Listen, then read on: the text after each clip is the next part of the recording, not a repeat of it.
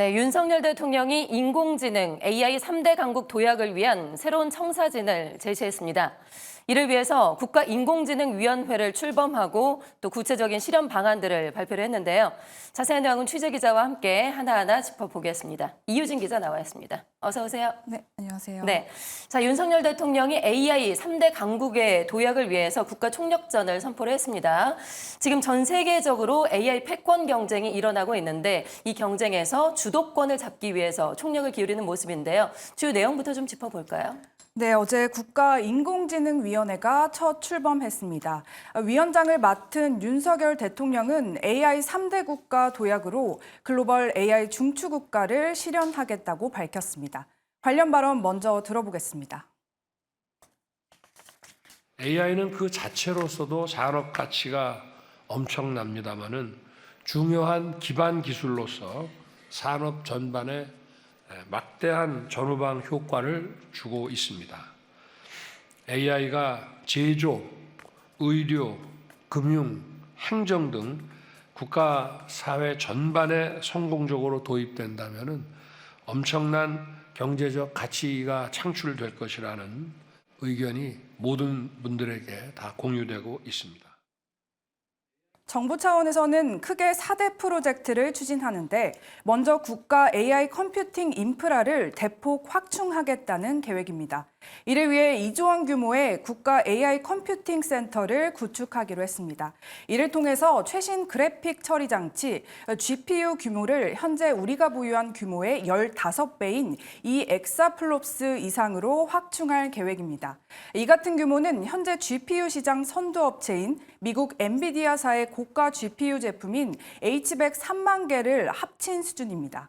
국가 AI 컴퓨팅 센터는 현재 광주에 짓고 있는 광주 첨단 3지구 AI 산업 융합 직접단지보다 훨씬 큰 규모로 조성되며 입지는 내년 중에 결정될 전망입니다. 국가인공지능위원회는 장관급 정부위원, 인공지능 전문가 등 민관, 각 부문 전문가 40여 명으로 구성됐습니다. 부위원장은 염재호 태제대 총장이 위촉됐습니다. 산업계에서는 광노정 SK하이닉스 대표, 김영섭 KT 대표, 정신학 카카오 대표 등이 이름을 올렸습니다.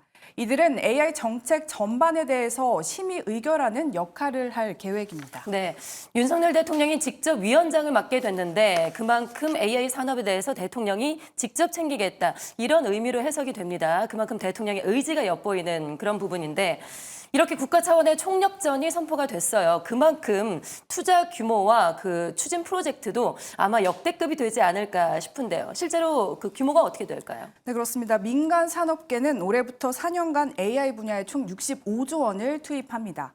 정부는 관련 세제 지원을 검토하고 대규모 펀드 조성 등 정책 금융 지원을 늘리기로 했습니다.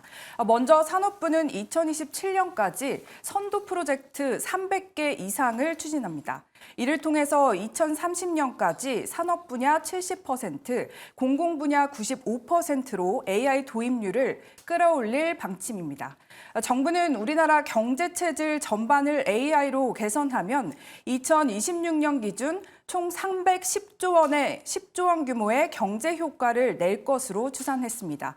외국 인재 유치를 위해 비자 정책도 바꿉니다. 법무부는 내년 1분기에 AI, 로봇을 비롯한 첨단 분야 고급 인재 유치를 위해서 이른바 톱티어 비자를 신설한다고 밝혔습니다.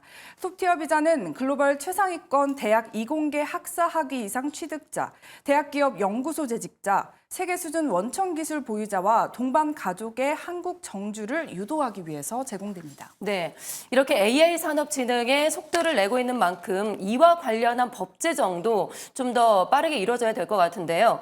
그 AI 기본법 제정이 제가 알기로는 법안은 나온 걸로 알고 있거든요. 지금 어떻게 좀 진행이 되고 있을까요? 네, AI 등장 이후에 딥페이크나 가짜뉴스, 저작권 침해 등 부작용도 함께 나타나면서 각국이 대응에 나선 반면 한국은 이른바 AI 기본법 제정도 늦어지고 있습니다.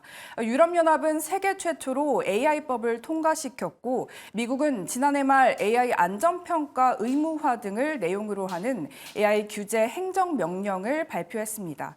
실제로 한국은 주요 산업에 AI를 적용하는 역량이 뛰어난 것으로 평가됐지만 AI와 관련된 입법 환경, 대중 신뢰 등을 반영한 운영 환경 지표에서는 35위를 차지하면서 크게 뒤처지는 모습을 보였습니다. 이에 정부는 11월 AI 안전연구소를 설립하고 연내 AI 기본법이 제정되도록 추진하겠다고 밝혔습니다. AI 발전을 제도적으로 뒷받침하는 한편 AI를 악용한 가짜뉴스나 딥페이크 같은 부작용을 방지하기 위한 내용이 담길 것으로 보입니다. 관련 발언 먼저 들어보겠습니다. 저작권과 개인정보 보호 규제에 관해서는 저작권과 개인정보가 보호하는 핵심 가치는 유지하되 혁신의 걸림돌이 되지 않도록 규제를 전향적으로 개선할 필요가 있다고 밝혔습니다. 네, 지금 뭐 해외와 이 상황을 좀 비교해 보니까 우리나라가 좀 늦어지는 경향이 있군요.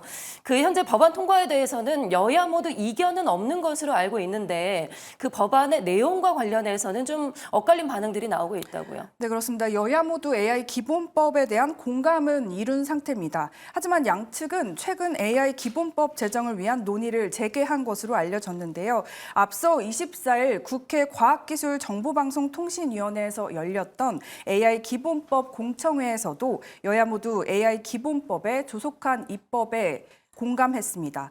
다만 구체적인 내용에 있어서는 입장 차이가 있습니다. 정부와 국민의힘은 산업진흥이 먼저, 더불어민주당은 안전한 규제가 먼저라는 생각이 확고하기 때문인데요. AI 기본법 제정을 놓고 글로벌 빅테크와 경쟁에서 하루빨리 기술 개발에 나서야 하는 관련 산업계와 제대로 된 규제안은 없는 입법은 위험하다는 시민사회의 입장도 여전히 엇갈리고 있습니다. 학계와 산업계에서는 AI 기본법이 국내 실정을 우선 반영하기 위해서는 규제보다는 산업진흥에 방점을 둬야 하는데 중점을 뒀습니다. 데이터 개방이라든지 이런 부분에 대해서 정말 과감한 조항들을 만들어서 기업들이 정말 사업할 수 있도록 만들어주면 좋을 것 같고 사전 규제 같은 것을 정말 최소화시켜야만 한국이 미국과 중국 같은 양강과 대결이 가능할 거라고 생각합니다. 반면 시민단체는 AI 산업 진흥에만 힘을 쏟다가 안전 문제를 소홀하게 다룰 것을 우려합니다.